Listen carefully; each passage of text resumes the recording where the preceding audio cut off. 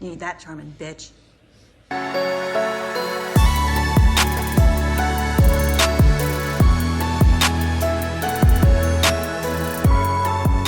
Alright guys, we are back with a brand new movie.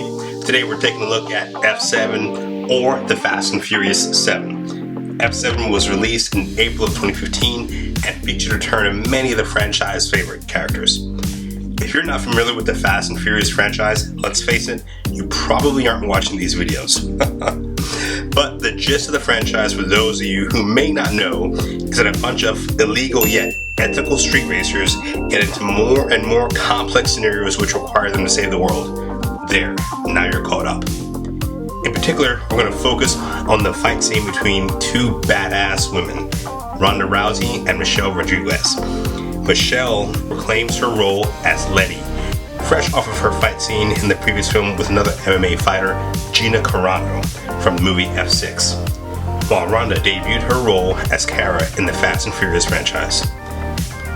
Her co-star and opponent for this scenario, Michelle Rodriguez, doesn't have any martial arts experience to speak of really, but coming into this, let's face it, she's still a badass. Every role that Michelle Rodriguez plays is the same character archetype. It's a badass chick, and she pulls it off well every time. What's funny about Michelle is director James Wan had to convince Michelle to actually wear a red dress in the scene, because if you don't know, Michelle is all about that jean and tank top life. And I got a special surprise for you. If you stick around to the end of today's video, you'll see a quick little setup on how to finish a triangle by my boy Asher, who's well known for his triangle game. But that's enough, let's get into it. Let's roll.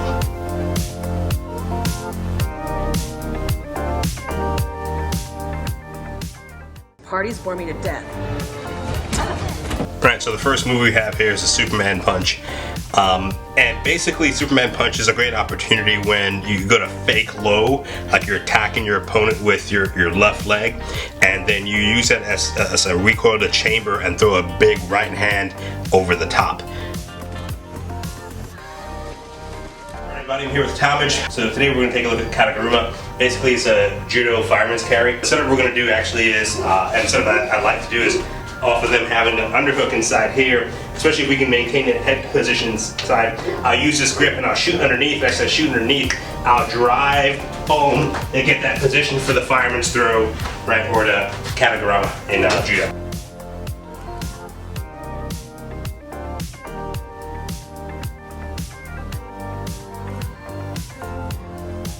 And next we're taking a look at the Sotogari. So this is a cool transition that she has right here.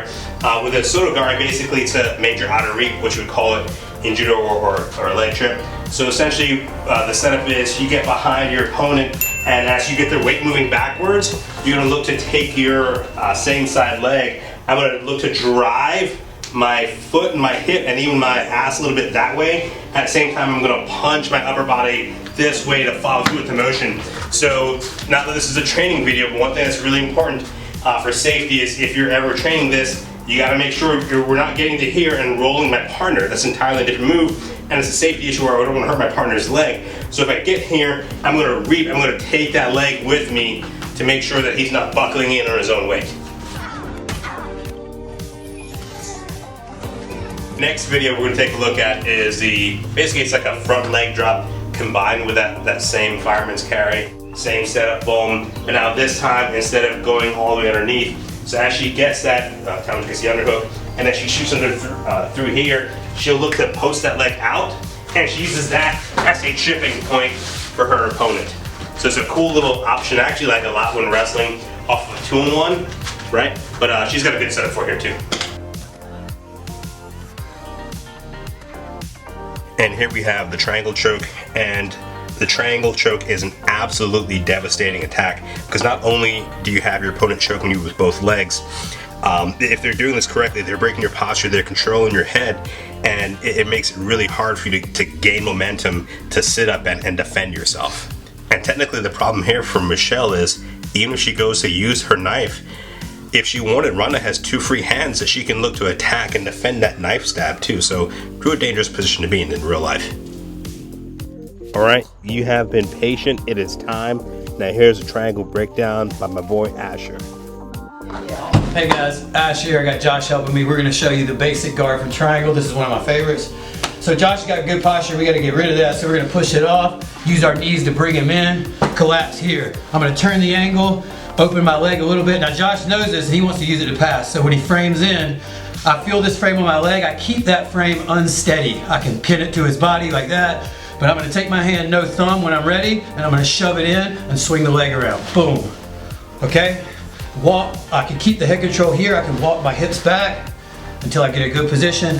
Pull it in, squeeze to the finish. One more time. Boom, we come here, we get off on the side. Josh is fighting, I stuff the arm, I can turn the angle if I want. Always good idea to turn this way, but keep the head control, that's the most important. Knees pitched together. Pull the shin down if you have to, and squeeze. Alright, quick question. Does this work on like anything past white belts? It works on everyone. Didn't work on me. Alright. Asher Garami at Instagram. Thunder BJJ.